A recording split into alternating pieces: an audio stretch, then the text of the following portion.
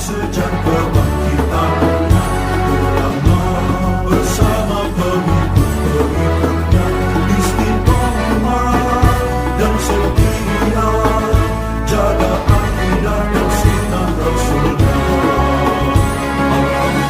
Alhamdulillah segala puji baginya ulama bersama pengikut-pengikutnya istiqomah dan setia menjaga agama nusa dan bangsa. Mari kuatkan niat kita, kita bulatkan tekad kita, terus lanjutkan amal kita, mengembangkan hikmah kita. Assalamualaikum warahmatullahi wabarakatuh.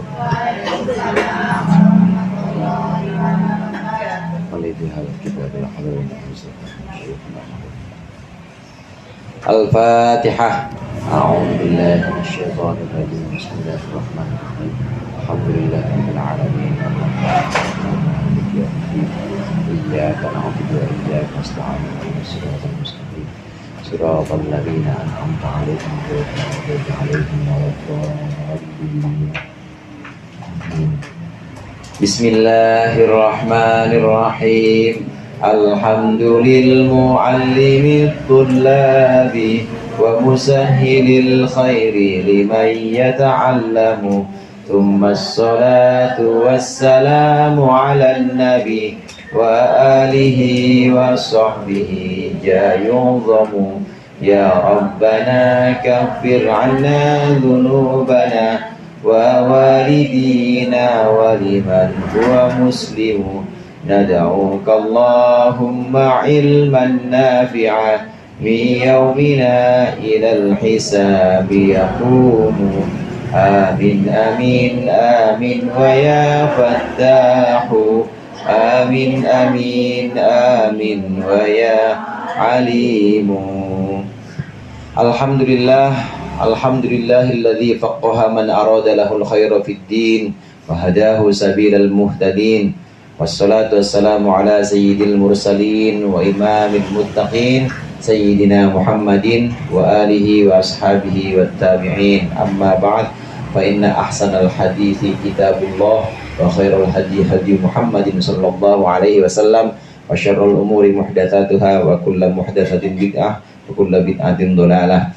Segenap ibu-ibu, para hajjah, para ustadzah, jamaah Majlis Ta'lim Nurul Anam yang dimuliakan oleh Allah. Alhamdulillah pada pagi hari ini, pagi hari Bu ya? Siang, ngantuk. Alhamdulillah pada sore hari ini kita berkumpul kembali melanjutkan pengajian kita. Mudah-mudahan apa yang tadi sudah dibaca dan apa yang akan kita baca menjadi sesuatu yang bermanfaat di dunia wal akhirah. Amin ya rabbal alamin. Dalam hukum Islam itu ada keringanan-keringanan yang boleh kita diambil, yang boleh kita ambil. Di antaranya adalah tayamum. Tayamum yang disyariatkan dalam agama Islam ini boleh diambil sebagai rukhsah ketika air sebenarnya banyak, airnya berlimpah dan kita mudah mendapatkan air, tapi kita nggak boleh memakai air, yaitu dalam keadaan sakit. Maka boleh kita ambil rukhsah ini. Sakit ada 3 macam Bu. Ada sakit, satu kondisinya yang paling kronis. Sakit yang paling kronis ketika menggunakan air maka dikhawatirkan nyawanya hilang. Maka dalam keadaan seperti ini wajib tayamum, wajib. Kenapa demikian? Karena memang dalam Islam itu harus memperhatikan keselamatan jiwa juga. Nggak boleh kita merusak atau nggak boleh kita menghilangkan nyawa cuma gara-gara ibadah, itu nggak boleh. Oleh karenanya wajib menggunakan tayamum dalam kondisi sakit yang sangat parah. Andai pakai air mati langsung begitu misalnya. Andai pakai air pasti hilang nyawanya, maka wajib tayamum. Kemudian ke tingkat yang kedua ada sakit yang di bawah itu. Sebenarnya dia kalau pakai air Kalau pakai air nggak mati, tapi akan makin parah. Nah, maka yang seperti ini hukumnya juga wajib menggunakan tebu untuk tayamum, wajib mengganti wudhunya dengan tayamum atau mandinya dengan tayamum. Kemudian ada sakit tingkat berikutnya yang paling rendah ini. Ini sakit yang seandainya tidak pakai air, ini tidak apa-apa. Tapi memang seandainya pakai air tidak apa-apa, tapi memang akan tetap sakit dan tidak sembuh-sembuh. Nah, sembuh-sembuh kalau pakai air, seperti orang luka seperti itu, maka boleh tayamum, hukumnya boleh. Kalau tadi yang dua itu wajib, kalau ini hukumnya mubah atau boleh. Ini yang namanya rukhsah. Ada juga tayamum yang bukan keringanan, bukan rukhsah, tapi memang sebuah kemestian. Ketika tidak ada air, ya gimana lagi, namanya nggak ada air, maka wajib menggunakan tayamum, menggunakan debu. Ini mengganti wudhu atau mandi dengan tayamum. Kemarin pembahasan kita yang terakhir, kalau ada orang tayamum, tayamumnya itu sebab tidak ada air, bukan sebab sakit. Tayamumnya sebab tidak ada air, maka ketika dia, ini belum kita baca sebenarnya, maka ketika dia menduga ada air, maka batal hukum tayamumnya, maka dia harus tayamum ulang. Itu ada di pembahasan kita yang akan kita baca, itu yang membatalkan tayamum, mubtilatut tayamum. Betul itu Bu ya? Itu udah dibaca belum? Mubtilatut tayamum. Oh itu udah. Iya, mubtilatut tayamum. Yang membatalkan tayamum, pertama semua yang membatalkan wudhu membatalkan tayamum. Kemudian yang kedua, menduga ada air. Ini yang tadi kita bahas. Menduga ada air kalau tayamumnya karena memang tidak ada air, karena sebab ketiadaan air. Kering, kemarau di mana-mana. Jangankan kita, orang lurah aja nggak punya air yang dia sangat mudah mendapatkan air, jet pumpnya pokoknya cakep banget, nggak. Masjid-masjid nggak ada air semuanya. Nah, waktu kita sholat atau sebelum kita sholat, kemudian kita menduga ada air, bunyi gitu, hujan nih kayaknya ini, baru menduga ada hujan gitu aja, batal tayamumnya. Padahal suara truk lewat, tahu-taunya suara truk. Meskipun itu nggak jadi hujan, hanya menduga, batal sekali tayamumnya. Jadi bagaimana ya tayamum ulang? Apalagi memang yakin atau memang jelas-jelas hujan turun, batal tayamumnya. Terus gimana? Wudhu. Kalau udah ada air atau menduga air saja, maka batal tayamumnya, harus diulang tayamum. Atau kalau memang ada air, memang batal wudhunya, maka harus tayamum. Kemudian yang ketiga, murtad. Orang yang murtad ini juga batal tayamumnya. Beda dengan wudhu. Kalau wudhu Bu, ada orang sudah selesai wudhu, habis selesai wudhu, kemudian dia ya bercanda-bercanda, dia bercanda nyembah pohon anggur. Pohon anggur disembah, wahai pohon anggur, hanya engkau, misalnya disembah sama dia. Ini perkataan yang bisa menimbulkan murtad, maka murtad dia. Nah, tayamumnya batal. Tapi kalau wudhu enggak, artinya tidak batal. Kalau dia syahadat lagi, asyhadu an la ilaha illallah, asyhadu anna muhammadar rasulullah, langsung sholat nggak apa-apa. Tapi kalau tayamum nggak boleh, walaupun dia udah syahadat lagi, tayamum yang tadi batal. Ini bedanya tayamum dengan wudhu. Kalau dalam wudhu, murtad itu tidak membatalkan wudhu, tapi kalau dalam tayamum, murtad itu membatalkan tayamum. Yang berikut ini ad-darsus sabi' fil haidi wan nifasi. Betul ya Bu? Sama-sama kita baca. Bismillahirrahmanirrahim. Ad-darsus sabi'u fil haidi wan nifasi. Al-haidu huwa ad-damu al-khariju min rahimil mar'ati ba'da sab'i sinina ala sabilis sihah. Bab ke-7 atau pelajaran ke-7 tentang haid dan nifas. Apa itu haid? Al-haidu huwa, haid adalah darah yang keluar, adamul khariju. Haid adalah darah yang keluar min rahimil mar'ati, dari rahimnya perempuan. Ba'da sab'i sinina, setelah 7 tahun. Ala sabilis sihati, atas jalan sehat. Haid adalah darah yang keluar dari rahim perempuan setelah 7 tahun dalam keadaan sehat atau dalam kondisi sehat. Kalau kondisinya memang kondisi sakit, namanya bukan haid, namanya istihadah. Kalau kondisinya bukan kondisi sehat, maka ya harus dibawa ke dokter. Tapi kalau haid ya nggak usah ke dokter, ya emang itu sudah kodrat. Cara kodrati itu udah ada pada perempuan. Ada satu kitab namanya Kifayatul Akhyar. Kitab ini menyebutkan walladzi yahidu minal hayawani arba'atun, katanya. Ada hewan yang 4, ada hewan 4 ini dia haid. Hewan 4 ini dia haid. Yang pertama perempuan. Perempuan, Bu. Sama, saya juga hewan. Kan manusia sebutannya al hayawanun natiqun. Manusia itu hewan, tapi hewan yang bisa berpikir. Hayawanun natiqun. Manusia kenapa disebutkan hewan, disebutkan dikelompokkan dalam kelompok hewan? Karena memang mirip kita dengan hewan. Dari cara kita mendapatkan makanan, kemudian rasa takut, kemudian kita berusaha mencapai apa yang kita senangi, menghindar apa yang kita takuti, itu sama kayak hewan. Beda sama golongan atau kelas di bawahnya. Kelas di bawah hewan namanya tumbuhan, Bu. Tumbuhan itu hidup apa enggak, Bu? Hidup apa enggak tumbuhan? Dia makan dan minum enggak tumbuhan?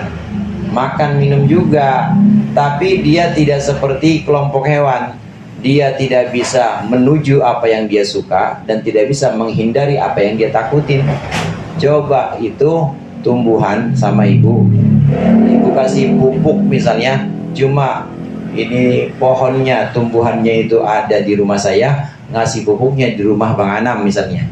Bisa nyamperin gak tuh? Gak bisa.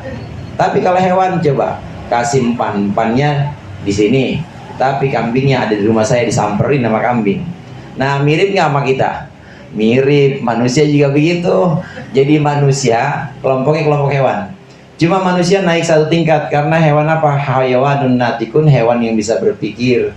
Kalau binatang ini nggak bisa berpikir.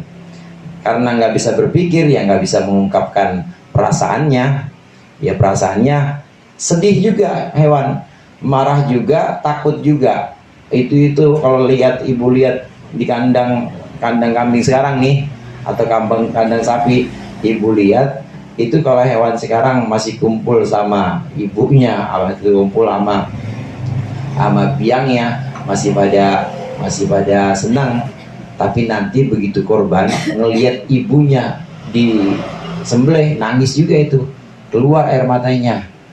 Tapi ya dia nangisnya embe. Kalau senang apa? Embe juga.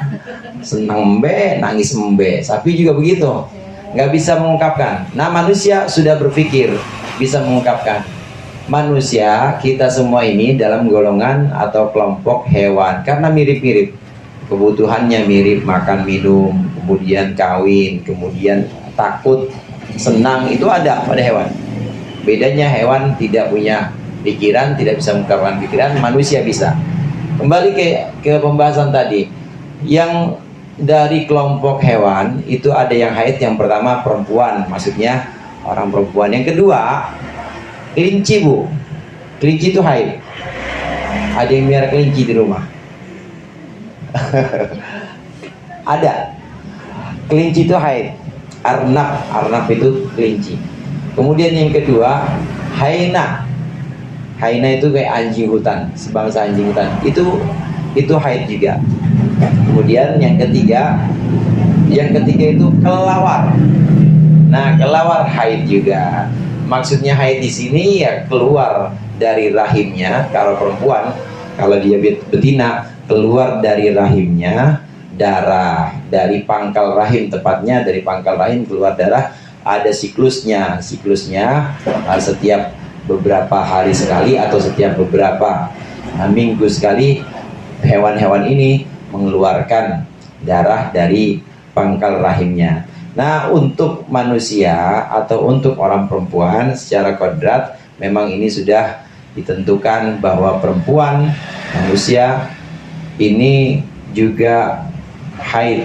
Bagaimana haid itu? Haid itu setelah 7 tahun dan dalam keadaan sehat, dalam keadaan normal, itu akan disebut sebagai darah haid. Nanti akan kita lihat di pembahasan sini mungkin hanya ada 2. Namun kita perlu tahu juga ada 3 darah yang keluar dari perempuan. Yang pertama haid, yang kedua nifas, yang ketiga namanya istihadah. Nah, masing-masing haid, nifas, dan istihadah ini punya waktu. Waktunya nanti akan kita baca di sini. Yang haid berapa hari, kemudian nifas berapa hari, dan istihadah itu bagaimana keluar haidnya. Jadi pembacaan yang pertama kita di sini bahwa haid itu adalah darah yang keluar dari rahim perempuan setelah 7 tahun dalam keadaan sehat.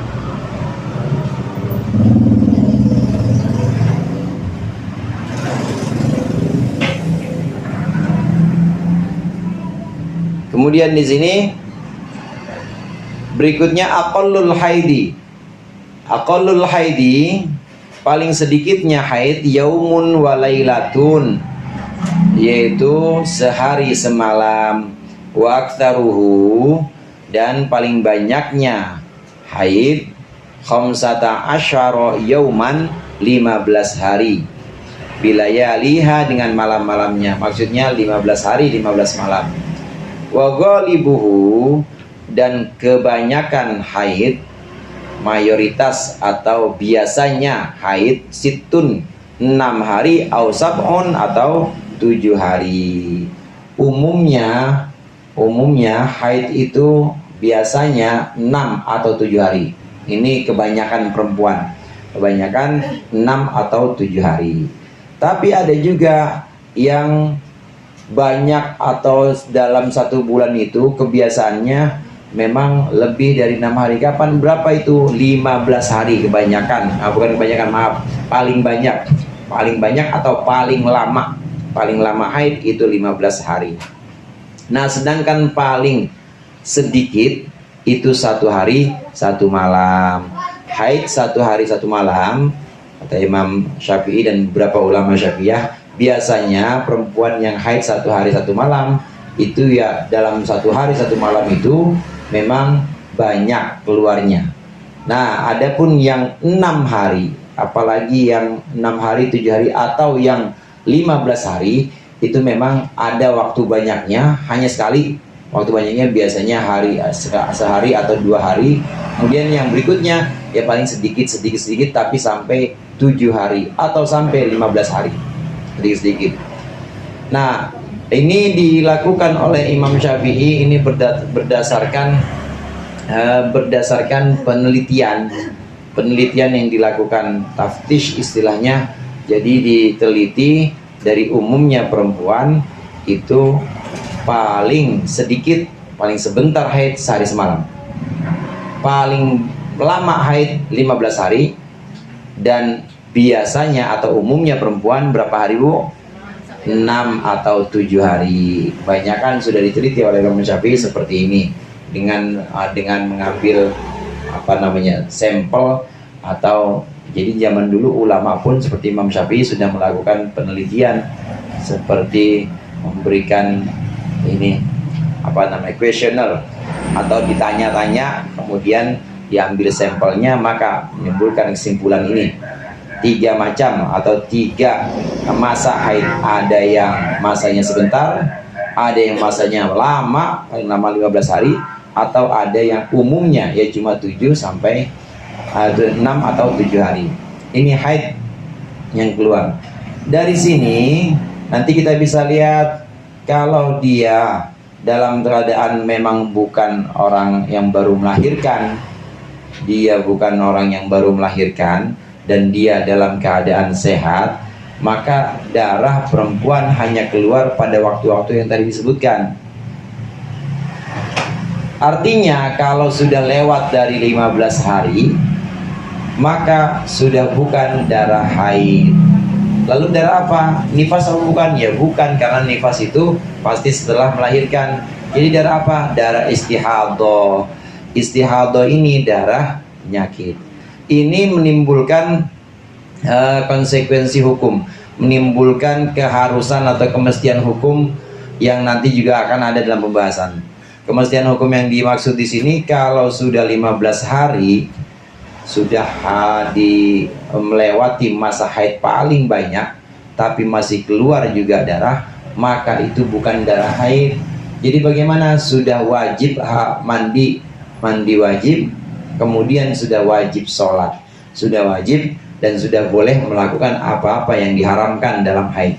Jadi sudah boleh pegang Al-Quran, sudah boleh baca Quran lagi, sudah boleh datang ke masjid kalau memang sudah lewat dari 15 hari. Ini kenapa pembahasan fikih menyebutkan banyaknya haid atau paling sedikit haid atau biasanya haid. Ini disebutkan ini untuk kemestian hukum atau konsekuensi hukum yang nanti akan dipegang oleh perempuan ini. Kemudian an-nifas. An-nifasu huwa, nifas adalah al-khariju min rahimil mar'ati, yang keluar dari rahim perempuan akibal wiladati, mengiringi persalinan, mengiringi apa wiladah? Ya persalinan, kelahiran. Maksudnya setelah kelahiran, setelah melahirkan. Nifas adalah darah yang keluar dari rahim perempuan mengiringi persalinan. Nifas. Darah yang pertama haid namanya. Darah yang kedua nifas, darah yang ketiga istihadah. Nanti istihadah tidak dibahas. Apa itu nifas? Nifas itu darah yang keluar dari rahim perempuan mengiringi kelahiran. Ini khusus untuk yang sudah lahir. Bagaimana kalau yang sudah melahirkan? Bagaimana kalau keguguran? Keguguran ada juga nifasnya kadang-kadang. Ada juga, dan itu keluar darah terus. Begitu juga yang melahirkannya tidak dalam cara yang normal, misalnya sesar, sesar, tetap ada juga darahnya, darahnya namanya darah nifas. Pokoknya mengiringi kelahiran. Yang mengiringi kelahiran maka disebut dengan nifas. Nah, kalau saat hamil bagaimana keluar darah? Ya bukan darah nifas. Darahnya darah apa? Darah haid. Kadang-kadang, ini menurut penelitian juga, kadang-kadang walaupun ini jarang sekali, kadang-kadang perempuan yang hamil itu juga kadang-kadang haid, walaupun jarang. Karena memang biasanya dalam keadaan hamil itu perempuan yang harusnya sel telurnya itu yang harusnya matang dan kemudian jadi haid itu dikonsumsi oleh bayinya. Jadi dari telur, dari sel telurnya perempuan, dari sel telur ibunya ini kemudian dikonsumsi oleh janinnya itu, jadi nggak ada haid. Walaupun kadang-kadang ada sedikit sekali. Kalau ada darah tapi saat hamil, artinya belum lahir, masih dalam keadaan hamil, keluar darah, maka bukan darah haid, tetap darahnya maka bukan darah nifas, darahnya tetap darah haid. Jadi nifas itu bagaimana? Setelah kelahiran. Setelah kelahiran inilah darah yang disebut dengan darah nifas. Bagaimana nifas? Masanya nifas. Masanya nifas aqallun nifasi lahdhatun. Paling lama nifas atau paling sedikit nifas, paling sebentar, lahdhatun, satu kejap mata atau sedikit saja, sekejapan. Wa aktsaruhu sittuna yauman. Paling banyak nifas atau paling lama sittuna yauman, 60 hari. Wa ghalibuhu, dan umumnya nifas arba'una yauman, 40 hari. 1, 60, 40. 1 hari nifas paling sedikit itu 1 hari. Paling banyak 60 hari, biasanya 40 hari. Kalau biasanya ini paling umumnya ibu-ibu yang melahirkan ini umumnya 40 hari nifasnya umumnya. Nah, kalau sudah 40 hari setelah kelahiran tapi ternyata masih ada darah, ya berarti itu masih darah nifas. Terus bagaimana? Udah boleh mandi belum Ustadz? Udah boleh sholat belum? Belum. Lanjutin aja terus, anggap masih nifas karena memang masih keluar darah. Sampai berapa? Sampai 60 hari. 60 hari berapa bulan, Bu? 2 bulan ya kira-kira, sampai 2 bulan. Nah, sudah 60 hari maka masih keluar juga, maka itu dianggap sebagai suci. Udah darahnya bukan darah nifas lagi. Jadi bagaimana? Mandi udah mandi, kemudian sudah boleh melaksanakan yang tadinya diharamkan. Baca Quran udah boleh, pegang Quran udah boleh, masuk masjid juga udah boleh, dan bahkan wajib melakukan apa yang memang tadinya wajib, yaitu sholat. Sholat, puasa Ramadan udah boleh.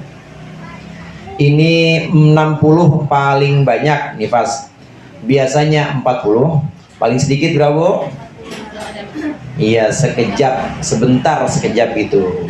Sayyidatina Fatimah radhiyallahu anha, putri Rasulullah sallallahu alaihi wasallam, ibunya Sayyidina Hasan Sayyidina Husain, istri dari Sayyidina Ali.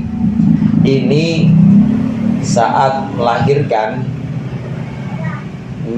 Sayyidina Ali maupun melahirkan Sayyidina Husain, Sayyidina Husain maupun Sayyidina Hasan, ini saat melahirkan ini di waktu asar. Nah, kemudian nifas, setelah melahirkan nifas, tapi sebelum maghrib sudah berhenti habis, sudah langsung mandi dan langsung sholat. Artinya Siti Fatimah tidak pernah sedikit pun meninggalkan sholat. Terus emang nggak haid Ustaz Siti Fatimah? Nggak haid.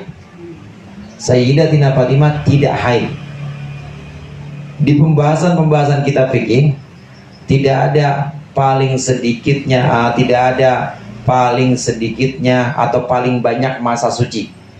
Kalau pembahasan Sapinah yang dulu kita sempat bahas, masa haid paling sebentar, itu 1 hari. Itu masa haid paling sebentar 1 hari. Kemudian umumnya haid 6 atau 7 hari. Paling banyak haid 15 hari. Kalau kita hitung paling banyak, lawannya paling banyak kan paling sedikit. Kemudian kalau umumnya haid itu 7 hari, maka umumnya masa bersih 30 kurang 7 berapa, Bu? 23. Umumnya masa bersih dalam sebulan 23. Umumnya masa bersih 23. Kebalikan dari umumnya haid 7. Maka biasanya masa bersih 23 hari. Nah, masa paling lama haid 15. Nah, berarti masa paling lama haid 15. Berarti masa bersih paling sedikit kebalikannya 15, karena 30 kurang 15. Masa paling sedikit bersihnya perempuan itu 15 paling sedikit. Nah, kemudian masa kebalikannya nih, haid itu paling sedikit 1. Harusnya kalau haid paling sedikit itu 1 hari, berarti masa suci paling banyak berapa? 29. Ternyata enggak. Masa dalam pembahasan kitab-kitab fikih, masa suci paling lama itu adalah tidak ada batasnya. Contohnya siapa? Contohnya Siti Fatimah. Enggak ada batasnya, suci terus Siti Fatimah. Tidak haid, nifas juga nifas, tapi setelah melahirkan hanya lahdotan, tadi hanya 1 kejap mata. Setelah itu langsung sholat lagi, nggak pernah tinggal sholat. Ini Siti Fatimah. Nah, bagaimana perempuan yang hanya 1 hari yang digunakan sebagai dasar, diantaranya Ummul Mukminin, yaitu istri Rasulullah Siti Aisyah. Kalau Siti Aisyah haid 1 hari. Ini dasar bahwa Paling sedikit haid itu ada yang cuma 1 hari 1 malam. Seperti siapa? Seperti Siti Aisyah. Jadi Siti Aisyah tetap haid. Ini semua yang terjadi atau semua yang tercatat dalam sejarah, baik sejarah Rasulullah dengan Siti Aisyah maupun Siti Fatimah, ini selain sejarah, ini juga merupakan dasar hukum yang bisa dijadikan sebagai dalil bahwa ada yang namanya masa suci yang tidak terbatas seperti Siti Fatimah karena memang tidak haid, atau ada masa suci masa haid yang paling sebentar 1 hari seperti Siti Aisyah. Kemudian nifas juga seperti itu. Nifas, kalau nifas semua perempuan setelah melahirkan ini pasti nifas. Demikian juga Siti Fatimah nifas juga. Sayyidatina Fatimah nifas juga walaupun hanya sebentar. Yang ada di baris awal ini lahdhatun, ini sebentar. Contohnya seperti Sayyidatina Fatimah atau Siti Fatimah, ini hanya sekejap saja. 1 hari paling, bukan 1 hari, 1 kejap. Nifas paling sedikit itu sekejap, paling banyak 60 hari, dan biasanya itu 40 hari.